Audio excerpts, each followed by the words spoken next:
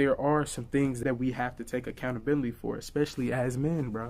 But you can't sit around and really wait for somebody else to do it for you. There are some things as men that we do have to do, actions we will have to change over time in order to get to our objective and where we want to go. You know, like we can't complain about mental health, men's mental health, and then be the main cause of it. You allow people who you want into your life. It's actually really good to be alone until you learn how to be okay with being alone.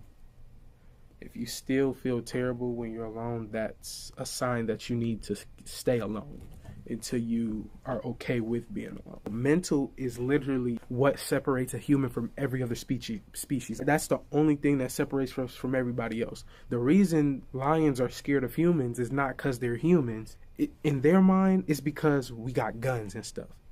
But what made those guns and nuclear weapons and those sleeping darts to put lions to sleep was our mind. It all started with our mind. It's not the gun that's the weapon. It's not the knives that's the weapon. It's our mind. You have to understand our mind is what makes us human.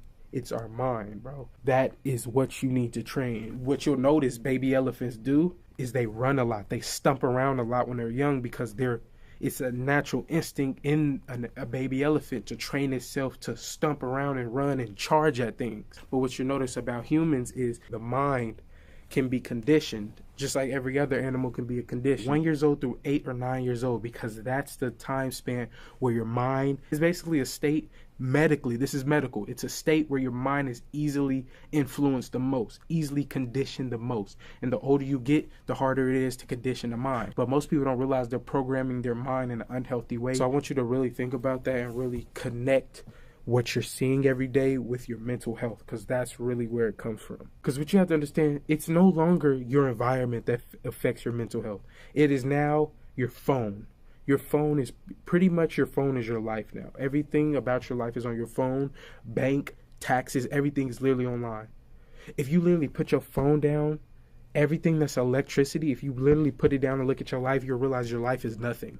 You have nothing in your life of substance that you really care about, because everything that you did, even if you did have stuff in your life, you transferred it to your phone. Your phone is your life now. So now it's not your environment that conditions your mind. It is your phone. And I look at it like this. Back then, it was your mind that conditioned your emotion, and your emotions conditioned somewhat your actions. Your action conditioned somewhat your habits. And your habits and actions are the same thing, which conditions your life and how it is going. But there's this new thing inputted in that equation now, and that is called the internet. The internet conditions your mind.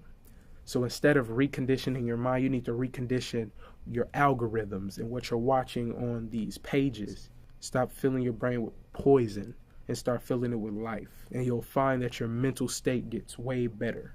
Now, it's not going to completely fix it, because you do still have to change your environment somewhat and change your actions. But other than that, you will see dramatically how your mental state changes.